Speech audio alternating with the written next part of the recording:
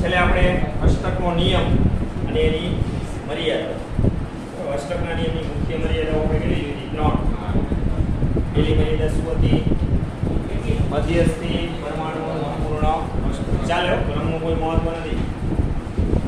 અપૂર્ણ અષ્ટક એટલે 8 કરતા ઇલેક્ટ્રોનની સંખ્યા ઓછી હોય.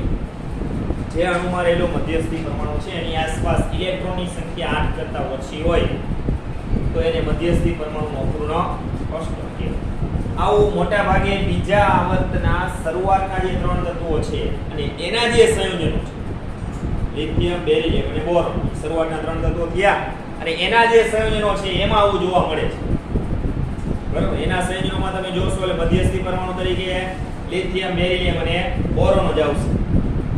કે એમાં સંયોજકતા હોય એની 4 કરતા કેવી છે? આ ત્રણેય તત્વોની ઓછી. સંયોજકતાઓ 4 કરતા ઓછી હોય તો બંધની સંખ્યા 4 કરતા કેટલી આવે? ઓછી. કા 1 આવે, કા 2 આવે ને કા 3 આવે. તો 3 બંધ હોય તો વધુ કેટલા ઇલેક્ટ્રોન થાય? આજુબાજુ 6. 2 હોય તો 4, 1 હોય તો 2. ઇલેક્ટ્રોનની સંખ્યા 8 કરતા ઓછી થઈ ગઈ એટલે અપૂર્ણ અષ્ટક ખલાસ. બીજું હતું કે એવા અણુઓ કે જેમાં એકી સંખ્યામાં ઇલેક્ટ્રોન જોવા મળતા હોય, એટલે કે એકી ઇલેક્ટ્રોન અણુ. જેમાં આપણે એક નાઇટ્રિક ઓક્સાઇડ NO, એમાં ઓક્સિજનનું અષ્ટક પૂર્ણ થઈ જાય. નાઇટ્રોજન પરમાણુ છે એની પાસે ઇલેક્ટ્રોન કેટલા થાય છે? 7 થાય છે ને. બે બંધ આ બાજુ બનાવે છે ઓક્સિજન સાથે, એના 4. બે પોતાના કયા અબંધકારક અને એક બંધકારક વપરાયા વગર. બે જ બંધ બનાવે છે ને, એક બંધકારક વધે છે. નાઇટ્રોજન પાસે ઇલેક્ટ્રોન કેટલા થયા? 7 એકી સંખ્યામાં થયા. જો અને અષ્ટકના નિયમ પ્રમાણે 8 એટલે બેકી સંખ્યા દાવી એટલે જળવાતું નથી. નવું નાઇટ્રોજન ડાયોક્સાઇડ NO2, એમાં આપણે જોયું હતું નાઇટ્રોજન પરમાણુ મધ્યસ્થી છે એની આસપાસ ઇલેક્ટ્રોન 3 બંધ બનાવે છે એના 6 અને એક નાઇટ્રોજન પરમાણુ પાસે વપરાયા વગરનો એક પડ્યો છે 7. અને છેલ્લી મર્યાદા વિસ્તૃત અષ્ટક, એટલે કે એમાં અષ્ટક મોટું થઈ જાય. મધ્યસ્થી પરમાણુની આસપાસ ઇલેક્ટ્રોનની સંખ્યા 8 કરતા વધારે હોવી. તો એમાં એક સલ્ફ્યુરિક એસિડ H2SO4, મધ્યસ્થી પરમાણુ સલ્ફર, એની આજુબાજુ પહેલા બંધ બને છે 6, કેટલા ઇલેક્ટ્રોન થાય? 12, 8 કરતા વધી ગયા. પછી બીજું ઉદાહરણ SF6, sulphur Hexa chloride, sulphur પરમાણુની સાથે 6 ક્લોરીન જોડાય, કેટલા બંધ બન્યા? 6, કેટલા ઇલેક્ટ્રોન ગયા? 8, 8 કરતા વધી ગયા. PF5, ફોસ્ફરસ પેન્ટા ક્લોરાઇડ, મધ્યસ્થી પરમાણુ ફોસ્ફરસ, કેટલા આજુબાજુ બંધ છે? 5, કેટલા ઇલેક્ટ્રોન ગયા? 10, 8 કરતા વધી ગયા. મુખ્ય મર્યાદા 3. પછી ખરેખર અષ્ટકનો નિયમ છે એ ઊંડા વાયુઓની રાસાયણિક નિષ્ક્રિયતા પર આપણે બનાવ્યો છે. અષ્ટકનો નિયમ કેની ઉપર ઊભો છે કે ટકેલો છે? ઊંડા વાયુઓની રાસાયણિક નિષ્ક્રિયતા પર એને આપણે રચ્યો છે.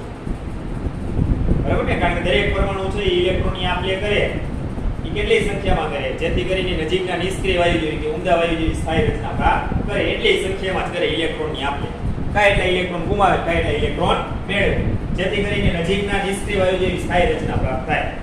તો આપણે નિષ્ક્રિય વાયુનો ઉપયોગ કરીએ છીએ અને અષ્ટકનો નિયમ રચ્યો છે એની.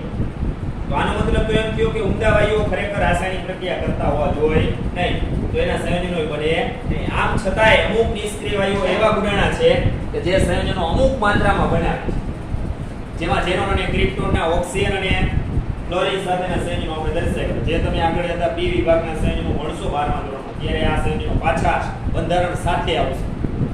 ઝેનોન ડાઇક્લોરાઇડ છે, ક્રિપ્ટોન ડાઇક્લોરાઇડ છે, ઝેનોન ઓક્સિડાઇક્લોરાઇડ છે, આ બધા આવશે. ખરેખર બનવા જોઈએ નહીં, બને છે. જે અષ્ટકના નિયમની મદદથી સમજાવી શકાય નહીં. બીજી બાબત, અણુઓના આકાર છે એ સમજાવી શકતો નથી. આકાર સમજવા માટે સમીકરણ જાણતા હોવા જોઈએ. અષ્ટકના નિયમ પરથી એ વસ્તુની માહિતી મળે. અને છેલ્લી નાની મર્યાદા હતી કે અણુઓની ઊર્જા અને એની સ્થિરતા વિશે કઈ માહિતી આપી શકાતી. ચાલો ક્લિયર? હાલો જો હવે ત્યાર પછી રાસાયણિક બંધનો એક નવો પ્રકાર આજે ભણવાનો છે, કોવેલેન્ટ બોન્ડ. કયો બોન્ડ? કોવેલેન્ટ બોન્ડ, જેને આપણે ગુજરાતીમાં કહીએ છીએ સહસંયોજક બોન્ડ. આમ તો રાસાયણિક બંધનો એક પ્રકાર મેં ભણાવી દીધો, આયનીય બંધ. હવે બીજો પ્રકાર આવ્યો આ ચેપ્ટરમાં. જો સહસંયોજક બંધ.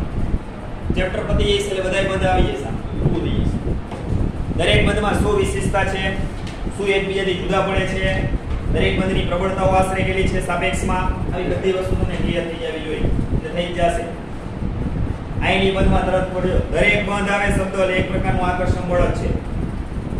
દરેક રાસાયણિક બંધ એક પ્રકારનું આકર્ષણ બળ છે. પછી આયની બંધ હોય તો ભલે, આ સહસંયોજક બંધ હોય તો ભલે, સવર્ગ સહસંયોજક બંધ હોય તો ભલે, ધાત્વિક બંધ હોય તોય ભલે, હાઇડ્રોજન બંધ હોય તોય ભલે, ધાત્વિક બંધ હોય તો ભલે, દરેક રાસાયણિક બંધ છે એક પ્રકારનું આકર્ષણ બળ છે. બીજું, દરેક બંધમાં બે જ ઇલેક્ટ્રોન હોય છે. દરેક એક બંધ હોય, બે પરમાણુ વચ્ચે એક લીટી હોય, એમાં બંધ ઇલેક્ટ્રોન કેટલા હોય? બે જ હોય. હું જે રાસાયણિક બંધ શબ્દ બોલીશ એટલે ચોકને આમ કરીશ. આયની બંધના કિસ્સામાં આને જેમ કર્યું, સહસંયોજક બંધ, ગુણ બદલી જાય. લીટી તો એક જ આવશે ને, ઇલેક્ટ્રોન બે જ આવે. સાહેબ આવું થોડું હોય, તમે તો નાટક કરો છો. ગમે તે બંધમાં ચોકને હાજર કરી ગયો છો, એ તમારે સમજવું. સમજાય છે? દરેક બંધમાં ઇલેક્ટ્રોન બે જ ભાગીદારીમાં આવશે, પણ એ કેવી રીતના એ વસ્તુ મહત્વની છે. બરાબર? જો દરેક બંધમાં બે જ ઇલેક્ટ્રોન હાજર છે, છતાંય દરેક બંધની પ્રબળતાઓ જુદી જુદી છે.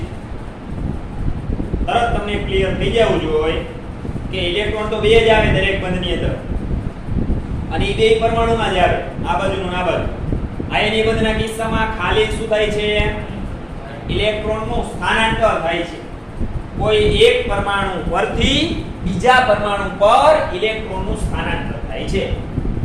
બંધના એક છેડે ધાતુ આયન હશે, એટલે કે ધાતુ પરમાણુ હશે, એ વિદ્યુતીય રીતે ધન છે કારણ કે ઇલેક્ટ્રોન ગુમાવે છે. બીજા છેડે અધાતુ પરમાણુ હશે જે વિદ્યુતીય ઋણ છે, એટલે કે ઇલેક્ટ્રોન મેળવે છે. NaCl જો સોડિયમ ધાતુ છે, ઇલેક્ટ્રોન ગુમાવે છે, તો સોડિયમ પરમાણુ પરથી ઇલેક્ટ્રોનનું સ્થાનાંતર કયા પરમાણુ પર થયું? ક્લોરીન પરમાણુ પર. બરોબર? ક્લોરીન ઇલેક્ટ્રોન મેળવ્યો, સોડિયમ ઇલેક્ટ્રોન ગુમાવ્યો તો નિયોન જેવો થઈ ગયો, ક્લોરીન ઇલેક્ટ્રોન મેળવ્યો તો આર્ગોન જેવો થઈ ગયો, બે નિષ્ક્રિય વાયુ જેવા થઈ ગયા, ઊંડા વાયુ જેવી રચના પ્રાપ્ત થઈ ગઈ, સ્થિરતા પ્રાપ્ત કરે છે. કલાસ અષ્ટકનો નિયમ જળવાય છે. બે પરમાણુની આસપાસ 8 ઇલેક્ટ્રોન થઈ જશે. ક્લોરીન પાસે 7 તો હોય ને, એક મેળવેલ 8 થઈ ગયા.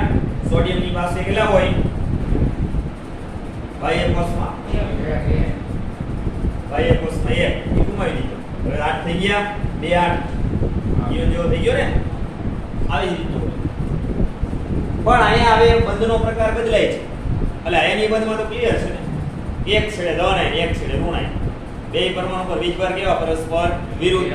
સ્થિર વિદ્યુતના નિયમ પ્રમાણે આ બે પરમાણુ વચ્ચે જે આકર્ષણ ઉત્પન્ન થાય એને આપણે શું કહેતા? આયનીય બંધ. હવે આવે છે સહસંયોજક બંધ. આ સહસંયોજક બંધ છે. આમાં શું હોય? બે ઇલેક્ટ્રોન, પણ બે પરમાણુ આમાં સમાન સંખ્યામાં ઇલેક્ટ્રોનની ભાગીદારી કરે. બે પરમાણુ શું કરે છે? સમાન સંખ્યામાં, એટલે કે સરખી સંખ્યામાં ઇલેક્ટ્રોનની ભાગીદારી કરે. ત્યારે જે બંધ બને એને શું કહેવાય? સહસંયોજક બંધ કહેવાય. પહેલા અહીંયા હું વ્યાખ્યા લખું છું. સમાન સંખ્યામાં ઇલેક્ટ્રોનની ભાગીદારીથી બનતા બંધને સહસંયોજક બંધ કહે છે.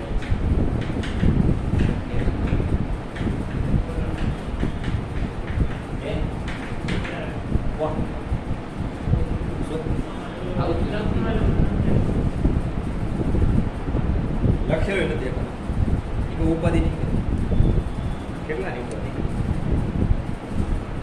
again ના પડી દેવું જો ભણવા નથી કીધું.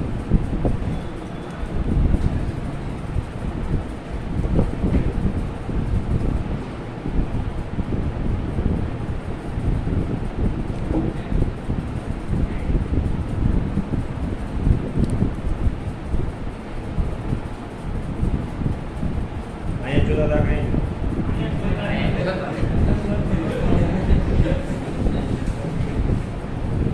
નક્કી કરવું પડે. જો શું કીધું? સમાન સંખ્યામાં ઇલેક્ટ્રોનની ભાગીદારીથી બનતા બંધને સહસંયોજક બંધ કહે છે. ઉદાહરણ તરીકે આપણે જોઈએ, હાઇડ્રોજન છે, H નો અણુ, ક્લોરીન અણુ છે, ક્લોરીન અણુ છે, પાણીનો અણુ છે, ઘણા બધા ઉદાહરણ લઈ શકીએ. આ બધામાં દરેક બે પરમાણુ વચ્ચે જે બંધ બને છે એ સહસંયોજક બંધ છે. જેમ કે હું તમને સમજાવું, H2 માં તો શું હોય, બે હાઇડ્રોજન પરમાણુ વચ્ચે એક બંધ હોય. ચાલો એક બંધમાં કેટલા ઇલેક્ટ્રોન હોય? બે. આ બંધમાં આ એક ઇલેક્ટ્રોન આ હાઇડ્રોજન પરમાણુ લાવે છે ભાગીદારી માટે, એક ઇલેક્ટ્રોન આ બાજુનો હાઇડ્રોજન પરમાણુ લાવે છે. તો બે હાઇડ્રોજન પરમાણુએ શું કર્યું? એક એક ઇલેક્ટ્રોનની ભાગીદારી કરી. બે હાઇડ્રોજન પરમાણુ શું કરે છે? એક એક ઇલેક્ટ્રોનની ભાગીદારી કરે છે. એક એક ઇલેક્ટ્રોન એટલે સરખી સંખ્યામાં થયા, સમાન સંખ્યા જ કહેવાય. તો આવા બંધને શું કહેવાય? સહસંયોજક. સમજાય છે? જ્યારે આયનીય બંધમાં શું થતું? એક આપતો અને એક મેળવતો, બે એક એકની ભાગીદારી કરતા નહીં.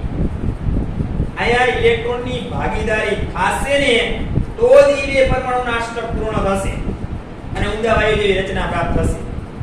સમજ પડી? જો અહીંયા આપણે આને લુઈસ નિરૂપણમાં દર્શાવી, બે હાઇડ્રોજન પરમાણુ વચ્ચે એક બંધ છે, એક બંધના ઇલેક્ટ્રોન કેટલા આવે? બે. રેડી? ચલો હાઇડ્રોજન પરમાણુની આજુબાજુ 8 ઇલેક્ટ્રોન થઈ ગયા. હા. હાઇડ્રોજન પરમાણુની આજુબાજુ 8 ઇલેક્ટ્રોન થઈ ગયા. હા. એટલે થાય કેટલા? 2. હિલિયમ જો થઈ ગયો ને? હા. બે હાઇડ્રોજન પરમાણુ હિલિયમ જેવા થઈ ગયા. હિલિયમમાં ભલે NH2 છે, બે જ ઇલેક્ટ્રોન છે, છતાંય અષ્ટક પૂર્ણ થયું છે એમ સમજવાનું છે. આપણે કીધું કોસેલ અને લુઈસની જે અભિધારણાઓ ભણ્યા હતા એમાં મેં આની ચર્ચા કરી હતી. અપવાદ છે હિલિયમ, એના બાહ્ય કોષમાં 8 ઇલેક્ટ્રોન નથી, છતાંય ઊંડા વાયુ જેવી રચના પ્રાપ્ત કરી છે એમ સમજી લેવું. અહીંયા થઈ જાય છે. ક્લિયર? તો અહીંયા બે હાઇડ્રોજન પરમાણુ એક એક ઇલેક્ટ્રોનની ભાગીદારી કરે છે, પોતાનું અષ્ટક પૂર્ણ કરે છે અને સ્થિરતા પ્રાપ્ત કરે છે. તો બે પરમાણુ વચ્ચે એક એક ઇલેક્ટ્રોનની ભાગીદારી થઈ, સમાન સંખ્યા. તો એમની વચ્ચેનો આ જે બંધ બને છે એને શું કહેવાય? સહસંયોજક બંધ કહેવાય. હવે રાસાયણિક બંધના પ્રકારોમાં આ બંધ સૌથી વધારે પ્રબળ છે. રાસાયણિક બંધના પ્રકારો છે એ પૈકી આ બંધની પ્રબળતા સૌથી કેવી છે? વધારે. ચલો એનું કારણ શું? આ ઇલેક્ટ્રોનની ભાગીદારી વધુ થાય છે.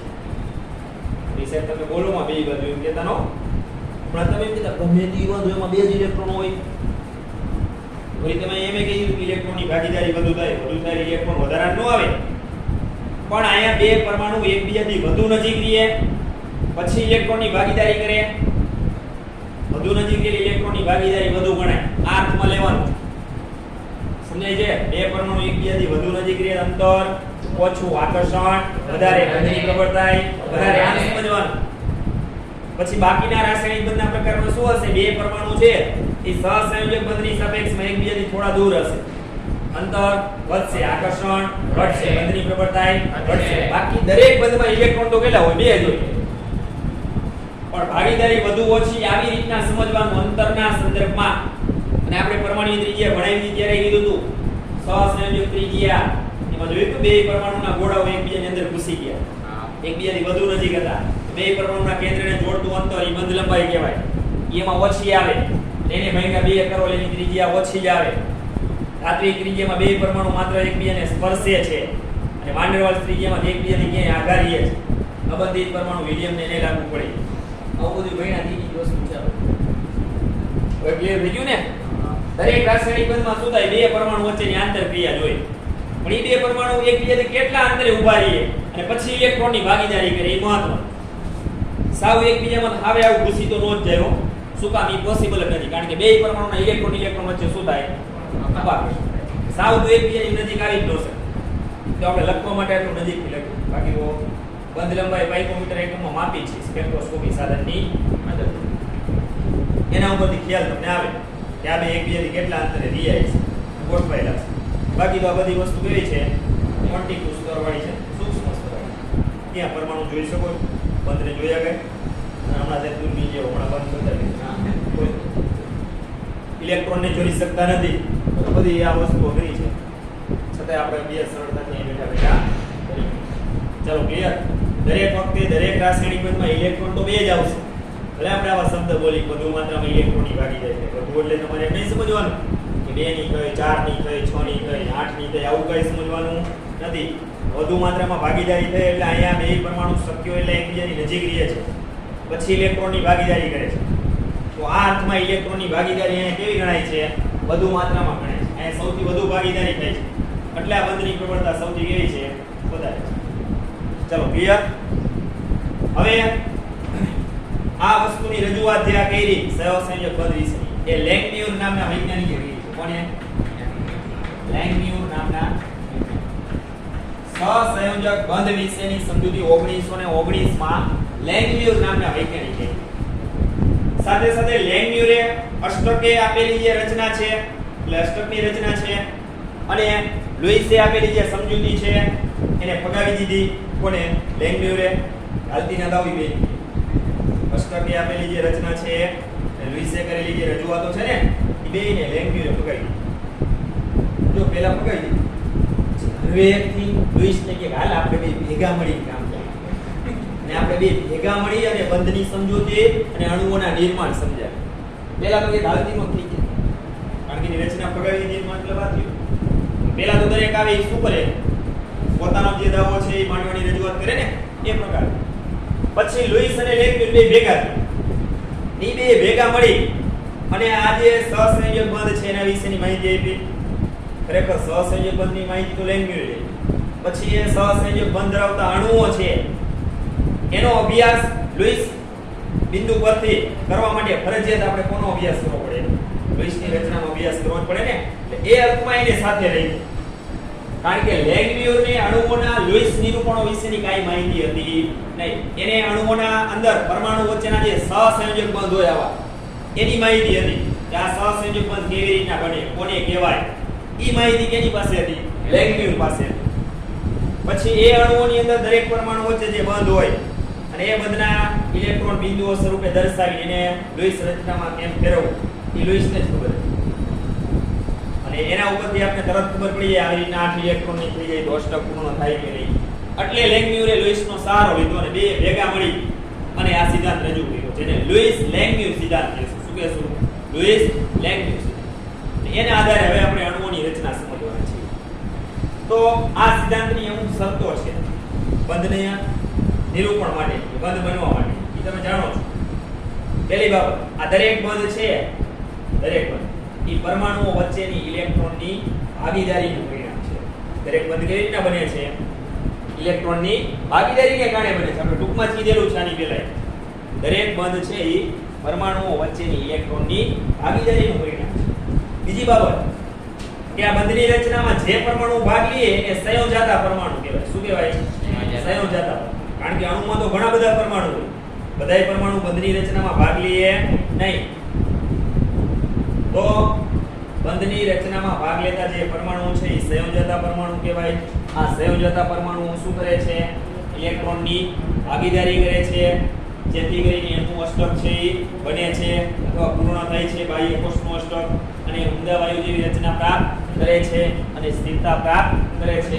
તો આ બધી વસ્તુ છે એ ખરેખર અષ્ટકના નિયમ પ્રમાણે ચાલે છે. અષ્ટકના નિયમમાં આપણે કીધું કે જ્યારે બે પરમાણુ વચ્ચે આંતરક્રિયા થાય છે અથવા ઇલેક્ટ્રોનની ભાગીદારી થાય છે અથવા બે પરમાણુ વચ્ચે જ્યારે રાસાયણિક બંધની રચના થાય છે ત્યારે બે પરમાણુ પોતાની આસપાસ 8 ઇલેક્ટ્રોન બનાવે છે કે પૂર્ણ કરે છે એટલે અષ્ટક બનાવે છે. જેને શું કહેવાય? અષ્ટકનો નિયમ. આમ તો એ જ વાતો છે. ચલો આ એની નાની મોટી શરતો આપી છે. ચલો આ વસ્તુ ક્લિયર. હાલો હવે સહસંયોજક બંધ છે એની અંદર એક બીજું ઉદાહરણ લઈએ, ક્લોરીન. તો ક્લોરીન અણુમાં શું હોય? બે ક્લોરીન પરમાણુ વચ્ચે સહસંયોજક એક બંધ હોય ને બે ક્લોરીન પરમાણુ. ચાલો દરેક ક્લોરીન પરમાણુ પાસે અમંદકારક ઇલેક્ટ્રોન કેટલા હોય? ક્લોરીનની ઇલેક્ટ્રોન રચના 2 8 7. શું થાય? 2 8 7. બાહ્ય કોષમાં કેટલા ઇલેક્ટ્રોન? 7. 7 પૈકી 6 કેવા? યુગ્મિત. યુગ્મિત બોલે તો અબંધકારક. 6 એ 6 દેખાય જો બે પાસે. હવે એક એક હોય એ કેવો હોય? અબંધકારક. સોરી એક એક હોય કેવો હોય? બંધકારક. તો આ બંધમાં હોય એક એક ઇલેક્ટ્રોન. બે ના હોય એક એક. તો હવે લુઈસ રચનામાં દર્શાવ લાવી. આ પહેલા ક્લોરીન પરમાણુના 7 ઇલેક્ટ્રોન આવી ગયા. 6 હું જોડીમાં રાખું છું. યુગ્મિત છે. યુગ્મિત છે એટલે કે કેવા છે? અબંધકારક. એક અયુગ્મિત છે એટલે કેવો? બંધકારક. એની બાજુમાં બીજો ક્લોરીન પરમાણુ આવે તો એમની રચના આવી જ કહેવાય. 6 ઇલેક્ટ્રોન એના કેવા? કેવા અબંધકારક. યુગ્મિત. અને એક કેવો? અયુગ્મિત. એ કેવો? બંધકારક. હવે તમે અહીંયા આડી દિવાલ કરી નાખો. કરી નહીં તો આ ક્લોરીન છે એનું અષ્ટક પૂર્ણ થયેલું છે 7 છે, આનું થયેલું છે ના બે એકલા હતા ત્યારે મજા આવતી નહોતી. હવે શું કર્યું બે સ્થિરતા પ્રાપ્ત કરવા માટે શું કર્યું? એક ઇલેક્ટ્રોનની ભાગીદારી કરી અને દિવાલ તોડી નાખી. બે બાહ્ય કોષના એક ઇલેક્ટ્રોન હતા એની શું કરી અહીંયા ભાગીદારી. તો આમ થયું તો બેને મજા આવી ગઈ કારણ કે આની આજુબાજુ આ ઇલેક્ટ્રોન થઈ ગયા.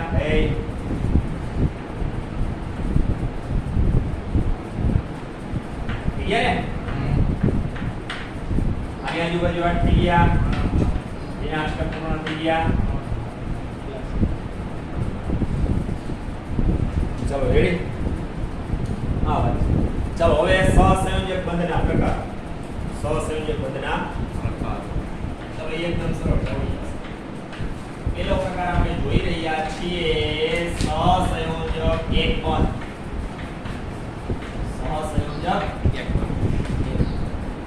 આમાં ઉદાહરણ છે જ આ બધા સહસંયોજક એક બંધના જ ઉદાહરણ છે. અલગથી થોડો પ્રકાર હોય. સહસંયોજક એક બંધમાં શું હોય? બે પરમાણુ વચ્ચે એક એક ઇલેક્ટ્રોનની ભાગીદારી થાય. જ્યારે બે પરમાણુઓ વચ્ચે એક એક ઇલેક્ટ્રોનની ભાગીદારી થાય ત્યારે બનતા બંધને શું કહેવાય? સહસંયોજક એક બંધ કહે છે. કે બનતા બંધને શું કહેવાય? સહસંયોજક એક બંધ. અથવા આમે કહેવાય યુગ્મનો શબ્દનો ઉપયોગ કરો તો બે પરમાણુઓ વચ્ચે ભાગીદારી ઇલેક્ટ્રોન યુગ્મ એક હોય તો બનતા બંધને સહસંયોજક એક બંધ કહે છે. બે પરમાણુઓ વચ્ચે ભાગીદારી ઇલેક્ટ્રોન યુગ્મ શબ્દ હોય બ્રો. ઇલેક્ટ્રોન યુગ્મ એટલે ઇલેક્ટ્રોન તો કેટલા કહેવાય? બે. ભાગીદારી ઇલેક્ટ્રોન યુગ્મ એક હોય તો એને સહસંયોજક એક બંધ કહે છે. ચાલો આના ઉદાહરણની અંદર તમે જો તો પાણીનો નો આવે H2O. આલ્કેનના બધાય સભ્યો આવી જાય છે. Ethane, ethane, propane, butane, pentane, hexane, heptane, octane, nonane, decane. આ બધાયમાં કાર્બન કાર્બન વચ્ચે કેટલા બંધ હોય? એક બંધ હોય ને. કાર્બન કાર્બન વચ્ચે કેટલા બંધ આવે? એક. ઉપરાંત કાર્બન હાઇડ્રોજન વચ્ચેના બંધ કેવા હોય? એક બંધ હોય. પછી CCl4 carbon tetra chloride. CCl4 એટલે કાર્બન ટેટ્રા એટલે 4 ક્લોરીન છે. Tetra chloride. IUPAC નામ શું થાય? CCl4 કોણ કહેશે? CCl4 નું IUPAC આ તો પ્રચલિત નામ છે. કાર્બન ટેટ્રા ક્લોરાઇડ છે એ પ્રચલિત નામ છે. IUPAC નામ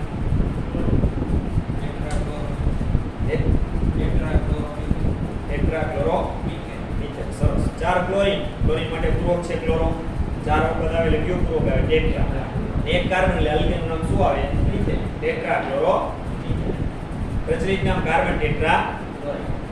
તો મિથેન એટલે CH4 એનું ક્લોરીનેશન કરવામાં આવે એટલે Cl2 સાથે પ્રક્રિયા કરવામાં આવે તો મિથેનની પ્રક્રિયા 1 મોલ ક્લોરીન સાથે પહેલા કરો એટલે ક્લોરોમિથેન મળે.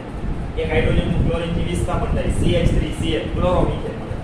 વળી આ ક્લોરોમિથેનની ડાઇક્લોરીનના બીજા મોલ સાથે પ્રક્રિયા કરો Cl2 અણુ સાથે વળી એક હાઇડ્રોજનનું વિસ્થાપન થાય ક્લોરીન. એક એક HCl ના અણુ છૂટા પડતા જાય એટલે CH2Cl2 મળે. ડાઇક્લોરોમિથેન કહેવાય. હજી બે હાઇડ્રોજન છે કાર્બન સાથે. હજી એકવાર ક્લોરીનેશન કરો વળી એક હાઇડ્રોજનનું વિસ્થાપન થાય એટલે નિપજ શું મળે? CHCl3 ટ્રાઇક્લોરોમિથેન મળે. હજી એક હાઇડ્રોજન છે હજી એકવાર ક્લોરીનેશન કરો CCl4 આ મળે છે. મિથેનનું કેટલી વાર ક્લોરીનેશન થાય? 4 વખત થાય.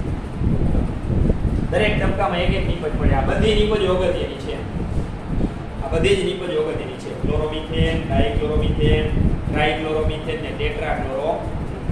આ ચારે ચાર રસાયણો છે એ પ્રવાહી અવસ્થામાં છે જેનો ઉપયોગ રાસાયણિક ઉદ્યોગોમાં મોટા પ્રમાણમાં એક તો દ્રાવક તરીકે ઉપયોગ છે. એ સિવાય એના વિશિષ્ટ ઉપયોગ હોય છે. દ્રાવક તરીકે તો બધા વપરાય છે મોટા જથ્થામાં. એ સિવાય વિશિષ્ટ ઉપયોગ હોય છે. ઘણા બધા સંયોજનોની બનાવટની અંદર દ્રાવક તરીકે વપરાય છે. ઘણા બધા પ્રારંભિક પ્રક્રિયક તરીકે વપરાય છે. શરૂઆતના પ્રક્રિયક તરીકે. પછી બીજો પ્રક્રિયામાં બીજો કોઈ ભાગ લેવો અને એ સિવાય ખાસ ઉપયોગી છે જેમ કે CHCl3 ક્લોરો. કોઈ ડોક્ટર જ્યારે ઓપરેશન ક્રિયા કરે છે તો દર્દીને બેભાન કરવાની ટોપી સુંઘાડે છે. પ્રોપિયલી ક્લોરોફોર્મની છે. શેની છે? CHCl ટ્રાઇક્લોરોમિથેન. બરાબર, એની સાંદ્રતા જુદી જુદી હોય. ક્લોરોફોર્મ છે એની સાંદ્રતા જુદી જુદી હોય. મોટી ટોપી સુંગાડ્યું એટલે કે આ મોટી હોય બરાબર, પણ એમાં ક્લોરોફોર્મનું પ્રમાણ વધારે હોય. ક્લોરોફોર્મ દ્રાવ્ય હોય, દ્રાવક પદાર્થ બીજો હોય, પાણીમાં બનાવેલું દ્રાવણ. ક્લોરોફોર્મનું પાણીમાં બનેલું દ્રાવણ, પાણી દ્રાવક, ક્લોરોફોર્મ દ્રાવ્ય. દ્રાવણ બની ગયું તો એ દ્રાવણની સાંદ્રતા કોની ઉપર આધાર રાખે? દ્રાવણમાં ઓછામાં ઓછા બે ઘટક, દ્રાવક અને દ્રાવ્ય. દ્રાવ્ય પદાર્થની સાંદ્રતા પર દ્રાવણની સાંદ્રતા આધાર રાખે. આ ભણી ગયા પેલા છે. દ્રાવણની સાંદ્રતા માપવાની જુદી જુદી રીતો: નોર્માલિટી, મોલારિટી, મોલન્સ, વજનથી ટકાવારી, કદથી ટકાવારી, વજન કદથી ટકાવારી, મોલન્સ. આ બધું ભણી ગયું. ખબર હોવી જોઈએ ત્યારે કેટલી સાંદ્રતા ધરાવતું દ્રાવણ બનાવવું હોય, દ્રાવ્ય પદાર્થનો જથ્થો કેટલો લેવાનો, બાકીનું એમાં શું ઉમેરવાનું, કુલ કદ કેટલું કરવાનું, જેથી કરીને બધા દ્રાવણની સાંદ્રતા આટલી કહેવાય. આવડે નહીં? એને આવડે ધ્યાયા કરો છો. મારે 2.5 મોલર HCl નું દ્રાવણ બનાવવું છે. જલીય દ્રાવણ પાણીમાં. કેટલી સાંદ્રતા ધરાવતું? 2.5. કેપિટલ M છે, મોલર. તમારે શું કરવું છે?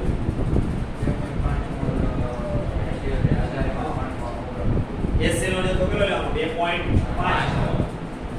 1 મોલ અણુભાર જેટલો જથ્થો થાય ને? હા. તો એને અણુભાર એને ગુણ્યા કેટલા કરવાના? 2.5. આટલા ગ્રામ HCl લેવાનું. સાંદ્ર HCl. બાકીનું શું મેળવવાનું? પાણી.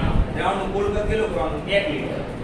દ્રાવણનું કુલ કદ કેટલું કરવાનું? 1 લિટર. બધા દ્રાવણની સાંદ્રતા કેટલી કહેવાય? 2.5. તમારે એસિડમાં પાણી નાખવાનું, પાણીમાં એસિડ નાખવાનું. એસિડમાં પાણી ન નાખાય? કેમ ન નાખાય? કેમ ઉઠી?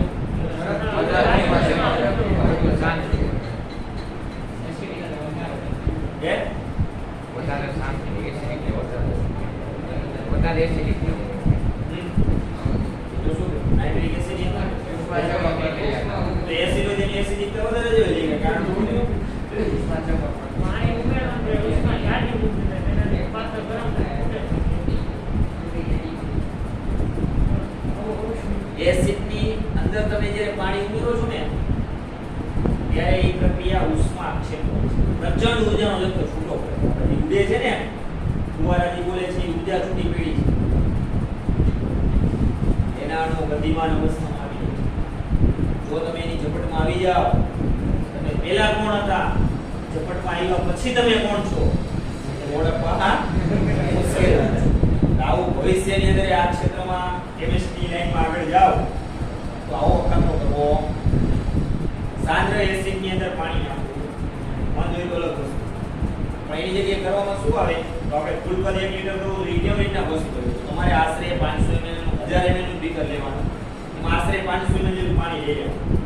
હવે એસિડ જે ઉમેરો ને બ્યુરેટમાં રાખવાનું, જેટલા ગ્રામ ઉમેરું છે બરાબર એટલો જથ્થો લઈ લેવાનો, બ્યુરેટમાં ભરી દેવાનો. પછી બ્યુરેટમાં નીચે પિંચ કોક આવે, પિંચ કોક એટલે બરાબર ધીમે ધીમે ડ્રોપ વાઇઝ એડિશન કરવાનું અને ગ્લાસનો સળીઓ લઈને હલાવતું રહેવાનું 20 મિનિટ. ધીમે ધીમે ડ્રોપ વાઇઝ એડિશન કરવાનું, એકાએક ઉમેરી નહીં દેવાનું. એટલે પાછળની દિવાલને બહાર સ્પર્શ કરજો, ગરમ થઈ જશે. ઉષ્માક્ષેપક ઊર્જા છૂટી પડે. ઉષ્મા શોષક છે એમાં શું થશે? ઠંડુ થઈ જશે. અમુક દ્રાવણ બનાવો તે તમારા પ્રયોગ કરી લેવાનો બરાબર. બીકર એકદમ ઠંડુ થઈ જાય, ઉષ્મા શોષક થઈ જાય, ક્ષેપકમાં છૂટી પડે ગરમ. ધીમે ધીમે ઉમેરો. ભાઈ તો તમે HCl નો જથ્થો જેટલો લીધો એટલે ઉમેરાઈ ગયો 500 મિલીલીટરમાં. હવે ફૂલ પર 1 લિટર તો ન થયું હોય ને, થોડું વધ્યું હોય. 500 પ્લસ તમે જેટલા ગ્રામ ઉમેર્યું એના કદમાં ફેરવવું પડે.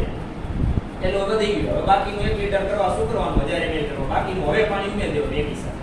ફૂલ કદ 1 લિટર થઈ જવું. આવી રીતે પછી ઘણી બધી વખત ઉષ્માક્ષેપક પ્રક્રિયા હોય તો તમે આમ જે એડિશન કરો છો એસિડનું પાણી, ત્યારે તમારે એની આજુબાજુ પ્રક્રિયાનું જે પાત્ર છે એની આજુબાજુ બરફ ગોઠવો.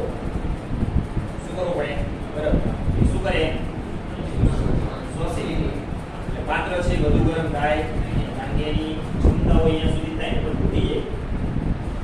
વધુ ગરમ થાય તો એ પહેલાથી જ તમારે બીકરને શું કરવાનું હોય? પાણી ભરેલા બીકરને આજુબાજુ બરફનું જે ધીમી ગતિ એડિશન ની અમુક સમયમાં જ પૂર્ણ કરવાની એવી પ્રક્રિયા. આ બધા નિયમ છે. બરાબર. તો એક રાસાયણિક પ્રક્રિયા તમને આખા ક્લાસમાં કરવા દેવામાં આવે બધાને પરિણામ સરખા જ મળે જુદા જુદા. એટલે તો એનાલિસિસ કરવું પડે. તમે જે પદાર્થ બનાવ્યું એક સમાન પ્રક્રિયા છે, એક સમાન પદ્ધતિ છે, એક સમાન બધે રો મટીરીયલ છે, એક સમાન બધે સાધનો, છતાંય બધાના રિઝલ્ટમાં થોડો ઘણો ફેરફાર હશે ને. કારણ કે બધાની જોવાની ક્ષમતા જુદી જુદી છે. તમે જે બ્યુરેટમાં ઉપર અવલોકન જોવો છો અહીંયા જોવાનું અગત્યનું છો કે જેનો કરવો ભાગ હોય ને રંગીન દ્રાવણ હોય ને રંગીન હોય એમાં 0.1 ml નો ફેર પડી જાય ને તો એમાં ઘણી બધી ઇમ્પ્યુરિટી આવે, અશુદ્ધિ આવે. અહીંયા આપણે પ્રયોગશાળામાં અહીંયા જનરલી પ્રયોગ કરીએ કે બબે 3 ml ના ગાબડા પડે અંદર કોઈ આટલે રીડિંગ આવ્યું તો સાહેબ 24 આવ્યું. બહુ સારું રીડિંગ લેતા હોય એટલે જોવો એટલે બ્યુરેટ વાળા સ્ટેટ પાસે જ્યાં પીડીએ ડગાવે કે 800 તો બધે ખરેખર નજીક જઈ પડે તમારે તો તમે સરખી રીતે પેરેલલ તમારે આખી બધી અવલોકન લેવું સ્પષ્ટ આવે. આ ત્યાં પીડી પછી બ્યુરેટને ખેંચે અડધી બ્યુરેટ હાથ મારી અડધી સ્ટેન્ડ મારે તૂટી જાય હોય ત્યારે તમે થતો તો શું થાય તમારે પેલા વ્યવસ્થિત પ્રયોગ કરવાની શરૂઆત કરવી, પેલા વ્યવસ્થિત પાત્રને સેટઅપ કરાવવું પછી તો સાચા અવલોકનો. અને ધીમે ધીમે ડ્રોપ આવી ગઈ છે. ઘણા શું ખબર બીજ કોપીઓ ની ઉપર ચડાવી દે ચાલુ બાજુડે વાતો તાર કે લે ત્યાં એન્યુઅલ પીરિયડ ખાલી થઈ પછી કોનિકલ બ્લાસ્ટ ને ચેક કરે. હા રીડિંગ આવી તારે આછું મારે ખાટો ગુલાબી આવે ને આખી પીરિયડ ઉમે છે એસિડિટી નું ટાઇટ્રેશન ખતમ કરી નાખ શું જાવ એમાં કીધું છે 2 ડ્રોપ ના શું થાય પછી એને રંગ પરિવર્તન જુદો જ આવે ને અંતિમ બિંદુ. હા કરવાનો પ્રયોગ નો ડાઉટ તમને ખબર પડી જોઈએ દ્રાવણની એસિડિકતા વિધિ બેઝિકતા વિધિ આવું એકાદું અવલોકન કરી લે અખાતરો કરાય તો શીખવા મળે. બરાબર. બધા અવલોકનમાં પછી દરરોજ નો અખાતરો પછી કે સૂચકની બોટલ પતી ગઈ.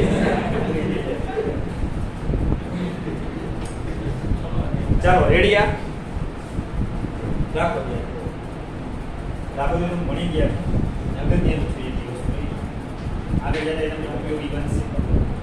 ચાલો પહેલું ઉદાહરણ લીધું છે પાણીનું. પાણીમાં H2 મધ્યસ્થી પરમાણુ ઓક્સિજન, ઓક્સિજનની આસપાસ અબંધકારક ઇલેક્ટ્રોન 4 કારણ કે ઇલેક્ટ્રોન રચના 2 6 બાહ્ય કોષમાં 6 એમાંથી 4 કેવા યુગ્મી એટલે અબંધકારક, 2 કેવા અયુગ્મી અબંધકારક. તો એક આમાં બંધમાં હોય એક આ બંધમાં હોય. લુઈસ નિરૂપણમાં દર્શાવો દરેક બંધ 2 ઇલેક્ટ્રોનની ભાગીદારીનું પરિણામ છે.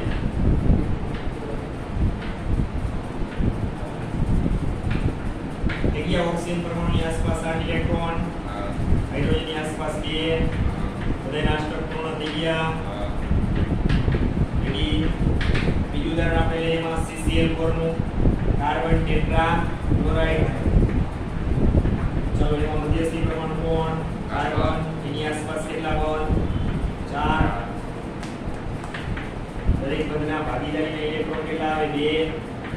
ચલો એમાં મધ્યસ્થી પરમાણુ કોણ કાર્બન, એની આસપાસ 8 ઇલેક્ટ્રોન થઈ ગયા. અષ્ટક પૂરું થઈ ગયું. દરેક હેલોજન પરમાણુ પાસે અબંધકારક કેટલા હોય 6. ઈ મૂકી દો એટલે દરેક ક્લોરીનના અષ્ટક પૂર્ણ થઈ જશે.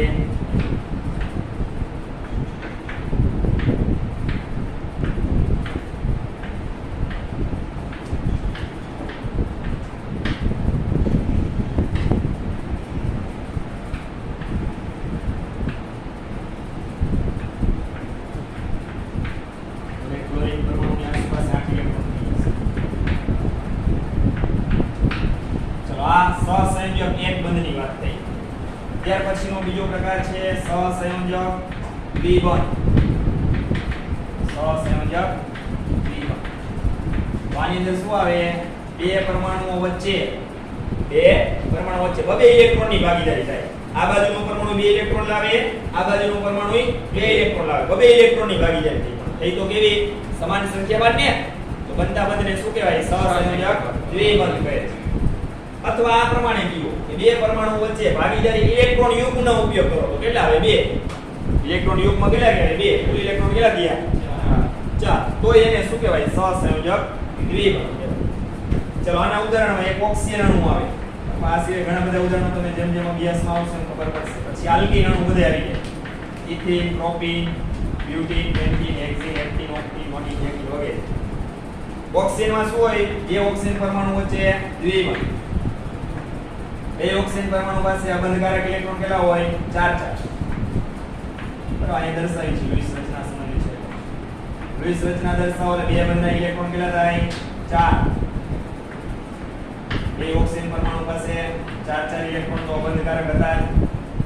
બંધકારક કેટલા છે? 4. ભાગીદારીમાં આવે વચ્ચે. ચલો આ ઓક્સિજનના પરમાણુની આસપાસ 8 ઇલેક્ટ્રોન થઈ ગયા. આની બાજુ 8 થઈ ગયા. બે અષ્ટક પૂર્ણ કરી લીધા. સમજ પડી? ભાગીદારીના કેટલા કહેવાય? વચ્ચે આવે 4. યુગ્મ કેટલા થઈ ગયા? 2. તો આને શું કહેવાય? સહસંયોજક દ્વિબંધ કહેવાય. પછી આલ્કીન. આલ્કીન અણુમાં આપણે ઇથિન લઈએ. ચલો એમાં બે કાર્બન પરમાણુ વચ્ચે શું હોય? દ્વિબંધ. CH2 ડબલ બોન્ડ CH2 એટલે દ્વિબંધ આવી ગયો અને કહેવાય સહસંયોજક દ્વિબંધ. લુઈસની રચનામાં જુઓ બે કાર્બન પરમાણુ વચ્ચે દ્વિબંધ એટલે કેટલા ઇલેક્ટ્રોન આવે? 4.